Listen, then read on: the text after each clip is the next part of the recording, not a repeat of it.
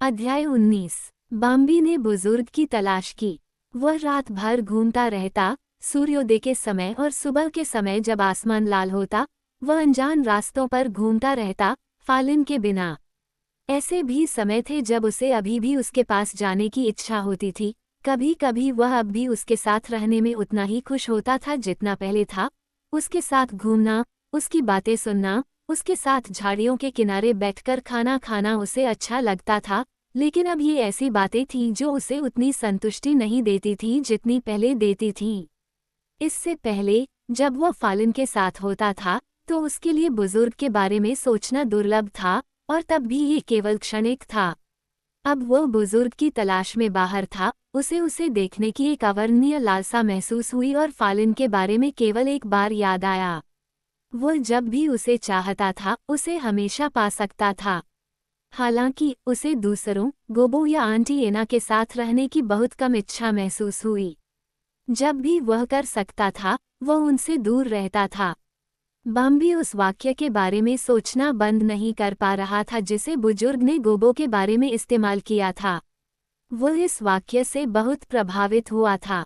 जब से वह वापस आया था, पहले दिन से ही गोबो के फिर से प्रकट होने ने उसे गंभीर रूप से परेशान कर दिया था। बाम्बी को नहीं पता था कि ऐसा क्यों हुआ, लेकिन जब गोबो ने उसकी ओर देखा तो उसे तुरंत ऐसा लगा जैसे वह दुखी हो गया हो। बाम्बी को गोबो पर शर्म आ रही थी, लेकिन उसे नहीं पता था कि क्यों। वह बिना जाने क्यों उसके बारे में चिंतित था। लेकिन अब, जब भी वह असावधान, आत्मचेतन, आत्मसंतुष्ट और घमंडी गोबो के साथ होता, तो वह वाक्य उसके दिमाग में आता, तुम बेचारे। वह इसे अपने दिमाग से निकाल नहीं पाता था। लेकिन एक अंधेरी रात में, जिसमें बाम्बी ने एक बार फिर उल्लू को आश्वस्त किया था, बस उसे खुश करने के लिए कि वह उसके द्वारा भयानक रूप से चौंक गया था, अचानक बाम्बी के मन में यह विचार आया कि वह पूछे कि बूढ़ा कहाँ हो सकता है। उल्लू ने अपनी धीमी आवाज में कहा कि उसे इस बारे में जरा भी जानकारी नहीं है। लेकिन बाम्बी समझ गई कि वह वास्तव में कुछ कहना नहीं चाहता था। नहीं, उसने कहा, मुझे तुम पर विश्वास नहीं है। तुम बहुत चतुर हो, तुम जंगल में होने वाली हर चीज के बारे में जानते हो। मुझे यकीन है कि तुम जानते हो कि बुजुर्ग कहाँ छिपा है। उल्लू वापस एक सुंदर, मुलायम, भूरे भूरे रंग की गेंद में बदल गया, अपनी बड़ी, चतुर आंखों को थोड़ा घुमाया, जैसा कि वह हमेशा करता था जब उसे ऐसा महसूस होता था, और पूछा, तो फिर, क्या तुम सच में मेरे लिए इतना सम्मान करते हो? फिर ऐसा क्यों? बाम्बी ने संकोच नहीं किया। क्योंकि तुम बहुत बुद्धिमान हो, उसने स्पष्ट रूप से कहा, और इसके बावजूद, तुम बहुत मज़ेदार और मिलनसार हो। और क्योंकि तुम दूसरों को बहुत अच्छी तरह से डरा सकते हो।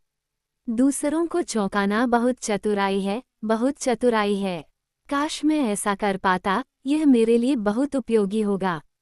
उल्लू ने अपनी चोंच को अपने वक्षस्थल के पंखों में गहराई तक धंसा लिया था और वह प्रसन्न था।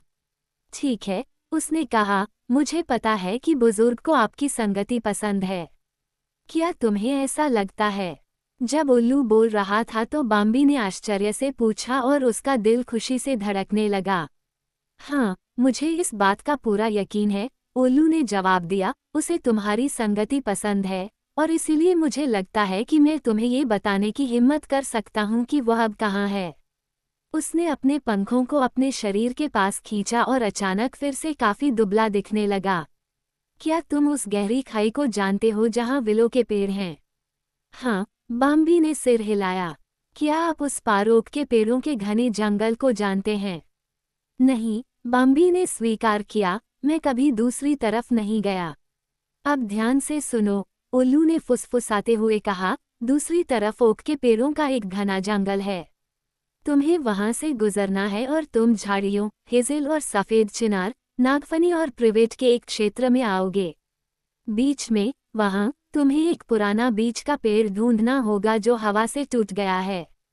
इसे वहां जमीन पर ढूंढना तुम्हारे लिए उतना आसान नहीं होगा, निश्चित रूप से उतना आसान नहीं जितना हवा में ऊपर से। यहीं पर बुजुर्ग रहता है, उस पेड़ के तने के नीचे। लेकिन, मत कहना कि मैंने तुम्हें बताया। ट्रंक के नीचे। हाँ, उल्लू हंसा, वहां जमीन में एक गड्ढा है। खोखला तना उसके ऊपर पड़ा है। वो वहीं है। धन्यवाद, बाम्बी ने उत्साह से कहा। मुझे नहीं पता कि मैं उसे ढूंढ पाऊंगी या नहीं, लेकिन मैं आपको 1000 बार धन्यवाद देती हूँ। वह जल्दी से चला गया। बिना कोई आवाज किए उल्लू उसके पीछे उड़ता हुआ आया और उसके ठीक ऊपर आकर चीखने लगा।